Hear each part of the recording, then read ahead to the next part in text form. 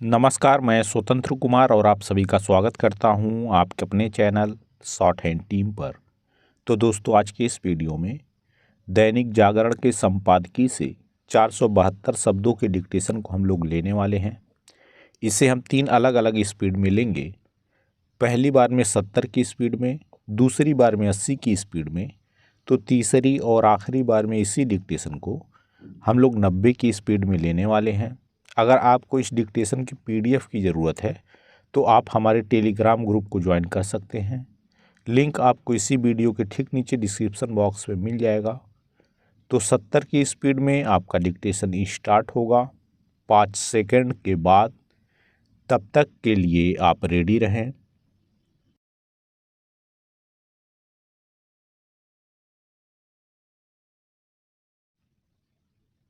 Start.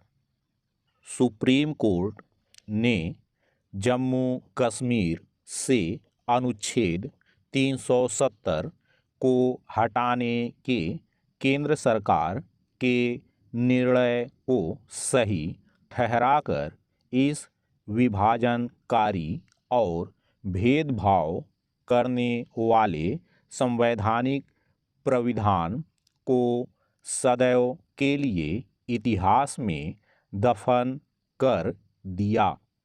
Supreme court का यह फैसला उतना ही ऐतिहासिक है जितना 4 वर्ष पहले अनुच्छेद 370 के साथ 35A को हटाने का मोदी सरकार का साहसिक निर्णय था। सुप्रीम कोर्ट ने अपने फैसले से अनुच्छेद 370 की बहाली का दिवा स्वप्न देख रहे नेताओं को भी सच का सामना करने का संदेश दिया। उन्हें यह संदेश खुले मन से ग्रहण करने के साथ ही कश्मीर घाटी के लोगों को यह झूठा दिलासा देना बंद कर देना चाहिए कि उनके प्रयत्नों से भविष्य में कभी इस अनुच्छेद की बहाली हो सकती है। ऐसा कुछ इसलिए नहीं होने वाला क्योंकि सुप्रीम कोर्ट ने यह स्पष्ट कर दिया कि अनुच्छेद 370 एक अस्थायी प्राविधान था और संसद के जरिए उसे हटाने का जो निर्णय लिया गया वह विधि सम्मत था।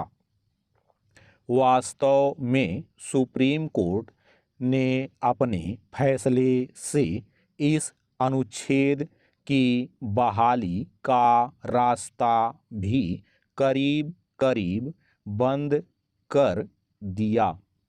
यदि इस अस्थायी अनुच्छेद को समय रहते निष्प्रभावी कर दिया गया होता तो संभवतः जम्मू कश्मीर में अलगाववाद एवं आतंकवाद ने सिर नहीं उठाया होता और वहाँ इतनी तबाही नहीं हुई होती। यह अनुच्छेद केवल अलगाववाद का जरिया ही नहीं था बल्कि जम्मू कश्मीर के वंचित वर्गों के अधिकारों का निर्ममता से दमन करने वाला भी था। इस अनुच्छेद के कारण पाकिस्तान के कब्जे वाले जम्मू कश्मीर से जान बचाकर आए लोगों के साथ तो अन्याय हो ही रहा था। आरक्षित वर्गों के उन अधिकारों का हनन भी हो रहा था जो संसद की ओर से बनाए गए कानूनों के चलते उन्हें मिलना चाहिए था। पैरा, यह एक विडंबना ही है कि अनुच्छेद 370 की अन्यायपूर्ण प्रकृति के बाद भी संकीर्ण राजनीतिक कारणों से यह दुष्प्रचार किया जा रहा था कि वह तो जम्मू कश्मीर को शेष भारत से जोड़ने वाली एक महत्वपूर्ण कड़ी है।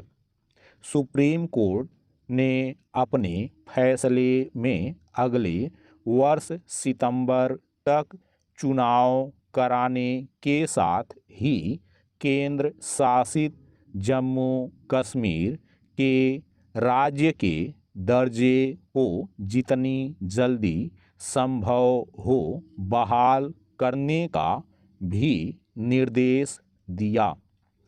ऐसा किया ही जाना चाहिए, लेकिन तभी जब वहाँ से जबरन निकाले गए कश्मीरी हिंदुओं की वापसी का रास्ता साफ हो सके। बीते 4 दशकों में कश्मीर में अत्याचार और दमन के साथ लाखों कश्मीरी हिंदुओं का जो पलायन हुआ और वे अपने ही देश में जिस तरह शरणार्थी बनने को विवश हुए, वह एक ऐसी त्रासदी है जिसे भूला नहीं जाना चाहिए। यह अच्छा हुआ कि सुप्रीम कोर्ट ने लोगों के घावों को भरने के लिए दक्षिण अफ्रीका की तर्ज पर सत्य एवं सुलह आयोग गठित करने का निर्देश दिया। चूँकि सुप्रीम कोर्ट के फैसले के बाद पाकिस्तान समेत देश विरोधी अन्य शक्तियों का बौखलाना स्वाभाविक है, इसलिए भारत सरकार को सतर्क रहना होगा। स्टॉप। दोस्तों, इसी डिक्टेशन को दूसरी बार में हम लोग 80 की स्पीड में लेंगे और आपका समय स्टार्ट होगा 5 सेकंड के बाद। तब तक के लिए आप रेडी रहें।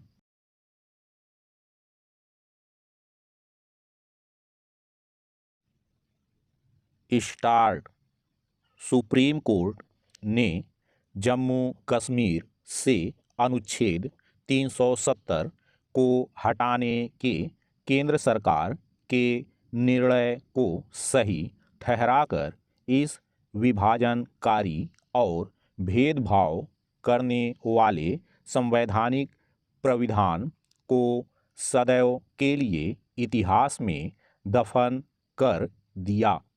सुप्रीम कोर्ट का यह फैसला उतना ही ऐतिहासिक है जितना 4 वर्ष पहले अनुच्छेद 370 के साथ 35A को हटाने का मोदी सरकार का साहसिक निर्णय था। सुप्रीम कोर्ट ने अपने फैसले से अनुच्छेद 370 की बहाली का दिवास्वप्न देख रहे नेताओं को भी सच का सामना करने का संदेश दिया। उन्हें यह संदेश खुले मन से ग्रहण करने के साथ ही कश्मीर घाटी के लोगों को यह झूठा दिलासा देना बंद कर देना चाहिए कि उनके प्रयत्नों से भविष्य में कभी इस अनुच्छेद की बहाली हो सकती है।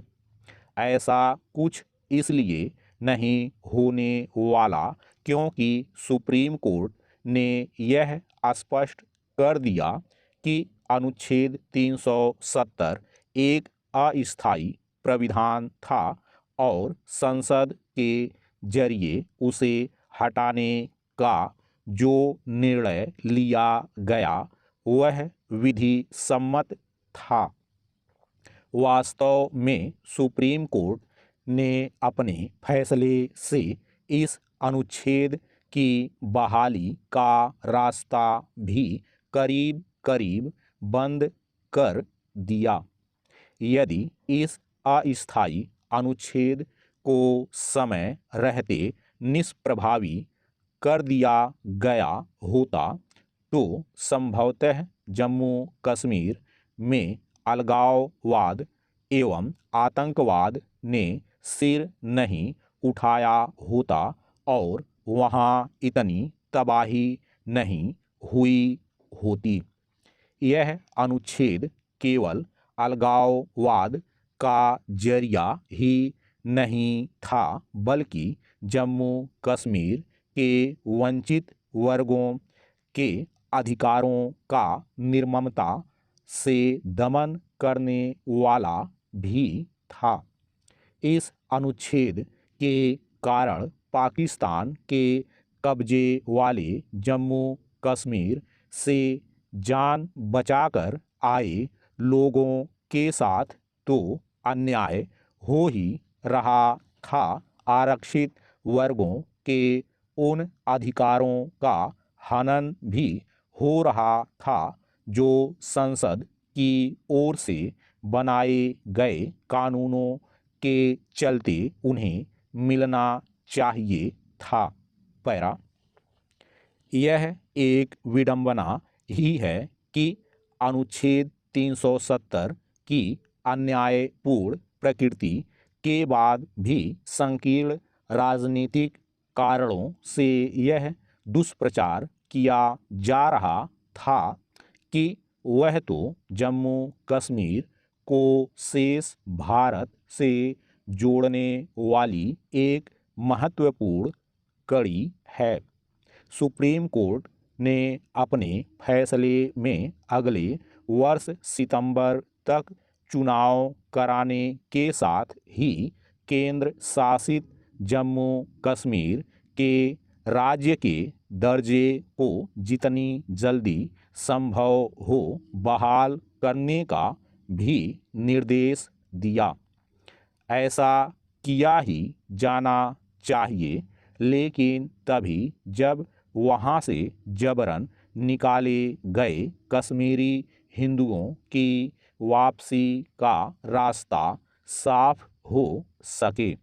बीते 4 दशकों में कश्मीर में अत्याचार और दमन के साथ लाखों कश्मीरी हिंदुओं का जो पलायन हुआ और वे अपने ही देश में जिस तरह शरणार्थी बनने को विवश हुए वह एक ऐसी त्रासदी है जिसे भूला नहीं जाना चाहिए। यह अच्छा हुआ कि सुप्रीम कोर्ट ने लोगों के घावों को भरने के लिए दक्षिण अफ्रीका की तर्ज पर सत्य एवं सुलह आयोग गठित करने का निर्देश दिया। चूँकि सुप्रीम कोर्ट के फैसले के बाद पाकिस्तान समेत देश विरोधी अन्य शक्तियों का बौखलाना स्वाभाविक है, इसलिए भारत सरकार को सतर्क रहना होगा। स्टॉप। दोस्तों, इसी डिक्टेशन को तीसरी और आखिरी बार में हम लोग 90 की स्पीड में लेंगे और आपका समय स्टार्ट होगा 5 सेकंड के बाद। तब तक के लिए आप रेडी रहें।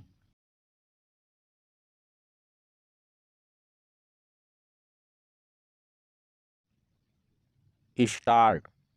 सुप्रीम कोर्ट ने जम्मू कश्मीर से अनुच्छेद 370 को हटाने के केंद्र सरकार के निर्णय को सही ठहराकर इस विभाजनकारी और भेदभाव करने वाले संवैधानिक प्राविधान को सदैव के लिए इतिहास में दफन कर दिया।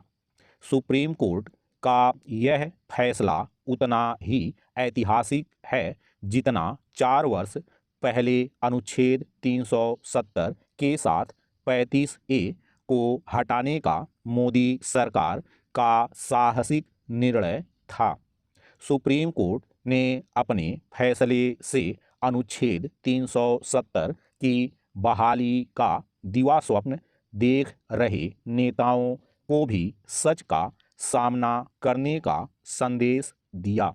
उन्हें यह संदेश खुले मन से ग्रहण करने के साथ ही कश्मीर घाटी के लोगों को यह झूठा दिलासा देना बंद कर देना चाहिए कि उनके प्रयत्नों से भविष्य में कभी इस अनुच्छेद की बहाली हो सकती है। ऐसा कुछ इसलिए नहीं होने वाला क्योंकि सुप्रीम कोर्ट ने यह स्पष्ट कर दिया कि अनुच्छेद 370 एक अस्थायी प्राविधान था और संसद के जरिए उसे हटाने का जो निर्णय लिया गया वह विधि सम्मत था। वास्तव में सुप्रीम कोर्ट ने अपने फैसले से इस अनुच्छेद की बहाली का रास्ता भी करीब करीब बंद कर दिया। यदि इस अस्थायी अनुच्छेद को समय रहते निष्प्रभावी कर दिया गया होता तो संभवतः जम्मू कश्मीर में अलगाववाद एवं आतंकवाद ने सिर नहीं उठाया होता और वहाँ इतनी तबाही नहीं हुई होती। यह अनुच्छेद केवल अलगाववाद का जरिया ही नहीं था बल्कि जम्मू कश्मीर के वंचित वर्गों के अधिकारों का निर्ममता से दमन करने वाला भी था। इस अनुच्छेद के कारण पाकिस्तान के कब्जे वाले जम्मू कश्मीर से जान बचाकर आए लोगों के साथ तो अन्याय हो ही रहा था। आरक्षित वर्गों के उन अधिकारों का हनन भी हो रहा था जो संसद की ओर से बनाए गए कानूनों के चलते उन्हें मिलना चाहिए था। पैरा यह एक विडंबना ही है कि अनुच्छेद 370 की अन्यायपूर्ण प्रकृति के बाद भी संकीर्ण राजनीतिक कारणों से यह दुष्प्रचार किया जा रहा था कि वह तो जम्मू कश्मीर को शेष भारत से जोड़ने वाली एक महत्वपूर्ण कड़ी है। सुप्रीम कोर्ट ने अपने फैसले में अगले वर्ष सितंबर तक चुनाव कराने के साथ ही केंद्र शासित जम्मू कश्मीर के राज्य के दर्जे को जितनी जल्दी संभव हो बहाल करने का भी निर्देश दिया। ऐसा किया ही जाना चाहिए, लेकिन तभी जब वहाँ से जबरन निकाले गए कश्मीरी हिंदुओं की वापसी का रास्ता साफ हो सके। बीते 4 दशकों में कश्मीर में अत्याचार और दमन के साथ लाखों कश्मीरी हिंदुओं का जो पलायन हुआ और वे अपने ही देश में जिस तरह शरणार्थी बनने को विवश हुए वह एक ऐसी त्रासदी है जिसे भूला नहीं जाना चाहिए। यह अच्छा हुआ कि सुप्रीम कोर्ट ने लोगों के घावों को भरने के लिए दक्षिण अफ्रीका की तर्ज पर सत्य एवं सुलह आयोग गठित करने का निर्देश दिया। चूँकि सुप्रीम कोर्ट के फैसले के बाद पाकिस्तान समेत देश विरोधी अन्य शक्तियों का बौखलाना स्वाभाविक है, इसलिए भारत सरकार को सतर्क रहना होगा। स्टॉप।